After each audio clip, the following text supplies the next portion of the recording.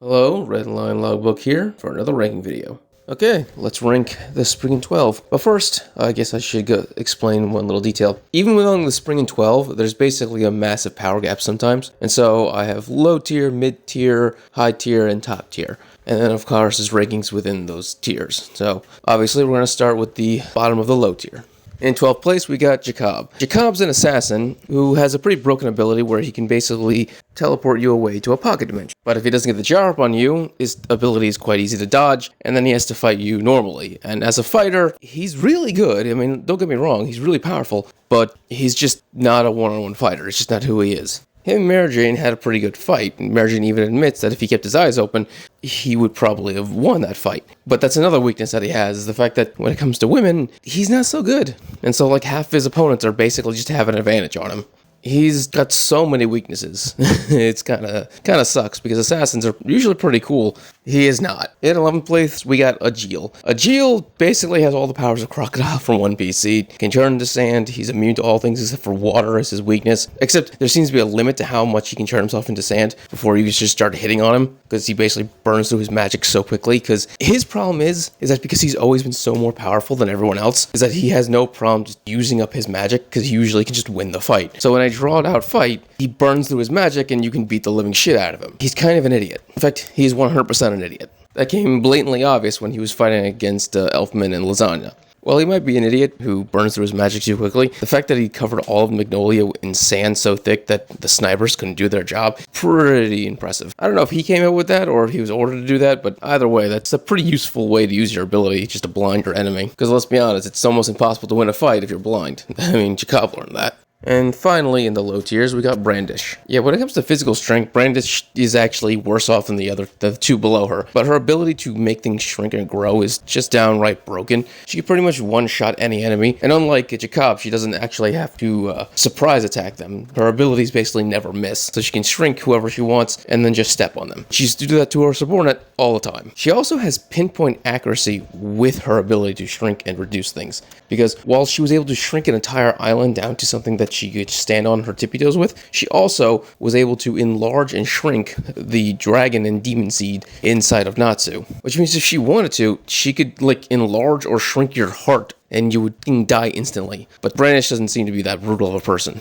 Yeah, she's definitely mastered her specific magic, which is probably why she's never focused on enhancing her physical strength magic. Okay, we're now in the mid-tiers of the list, and at the bottom of the mid-tiers, at 9, we got Wall. Wall is probably in the top 3 favorite Spriggan 12, for the simple fact that he's just a mad scientist who replaced himself with robotics, turning himself into a cyborg, and then basically uses straight-up lasers, guns, rockets, and all kinds of shit, combined with his magic to basically decimate his enemies, and combine that with the fact that he can actually learn an enemy's weakness, and then target that directly. All this makes him actually really freaking powerful. The only problem is, apparently, even that has a limit, because he was only equal to a weakened Loxus. Once Loxus was able to, remove all the Bane particles from his organs and stop from, dying, Wall was completely on the defensive. He was running the entire time, blasting with Loxus everything he had. He even had a counter to Loxus, which is the fact that he's lightning proof, because he's a cyborg. But even that wasn't enough for him to take on a full-powered Loxus. He got destroyed. Literally, he was smashed to pieces. He died in a single blow. Now, don't get me wrong, I think most characters would have died in a single blow against Loxus at this point, because Loxus is the second strongest member of Fairytale around this point. Yeah, so in 8th, we got Nineheart. Nineheart has 2 magics, one which allows him to summon the dead to basically fight you, and the other is wind magic, for his own personal fighting and defense. The thing is that the wind is basically irrelevant. It is garbage. He cannot fight on his own. He's gonna get fucking wrecked. His Historias is what makes him strong. There is a blatant weakness to his Historias, which is that he needs to copy your personal memories of a powerful opponent that he can find, or one that brings back trauma in case of Jalal. The thing is, if you can defeat those enemies, he's basically fucked because he can't just keep popping out the same enemies over and over again. It's basically a one and done kind of thing, and then you can wreck his ass. Nineheart is kind of a glass cannon. Don't get me wrong, his firepower is still insane with his Historias. It's just that if you can get past them, like everyone did, you basically can just run them down. At 7, I got Demoria. Her ability to stop time is already fucking broken, but then she can then use God Takeover magic. And unlike the Battle God at the beginning of the time skip, which was one-shotted by Natsu, Kronos, the God of Time that she does Takeover to, is fucking OP as shit. Like, this was a real god. They actually required Shelia, a god slayer, to burn through all of her magic that she would be able to use for the rest of her life in one go, just to win against this god, which is absurd, because her and Wendy have been betrayed up to that point as being equals. Obviously, Shelia is now with almost no magic, and Wendy is beyond her at this point, but at the time, they were equals.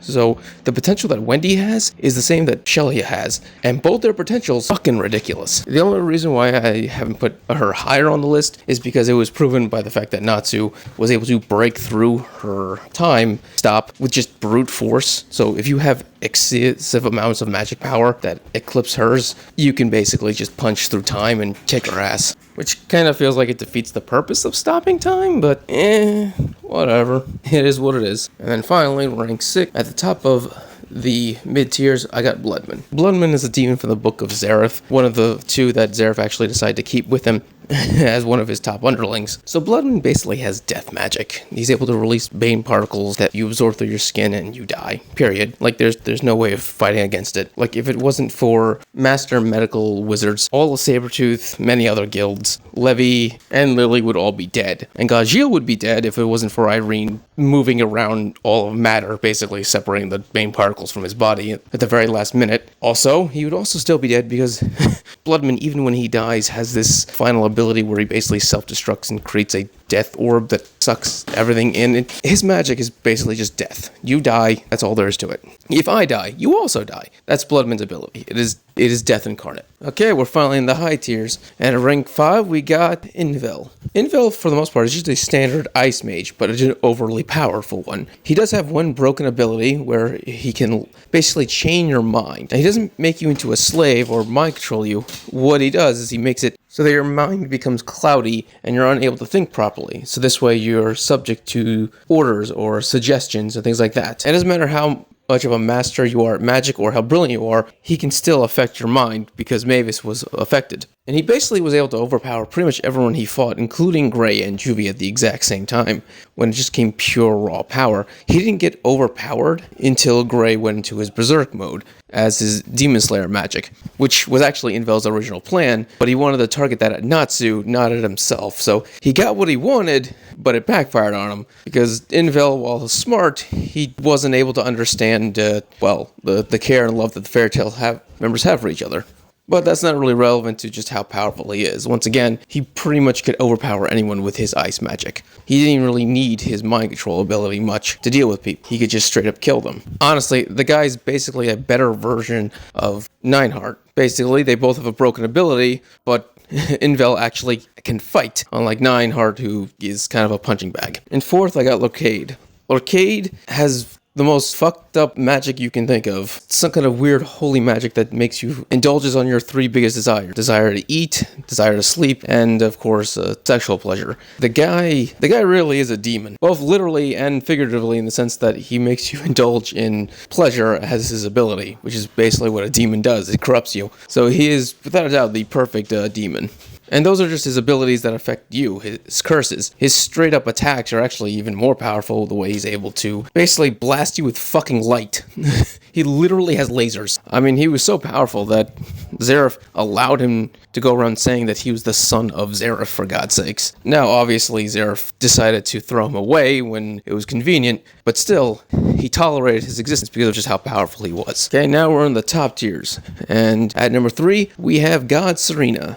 God Serena has 8 Dragon Lacrimas inside of it. And if you're caught up with the 100 Years Quest, you know that he doesn't have just 8 Dragon Lacrimas in him. You know what they are, and that they are the strongest versions of each of their archetypes. He is the strongest fire dragon one. Of course, we're not counting kings and gods, of course, of the dragons. We're just talking about the top tier of dragons. So he's at the strongest fire, he's at the strongest water, earth, wind, wood, metal, light, darkness. And you're probably wondering, what do I mean that he's the strongest of each element of power? Well, for example, his metal one. Gaziel has the Iron Dragon Slayer magic. Well, Godsarina has diamond. Yeah, and he basically does that for every single element he has, which is insane because he basically has every Western element, every Eastern element, plus light and dark. Combined with the fact that it was stated that he's as powerful as Gildarts. Unfortunately, he wasn't able to actually fight him. That would have been a cool fight, but still, Godsarina lives up to the term God. At number 2, we have Irene. Irene has insane enchantment magic where she literally has bent reality to her will.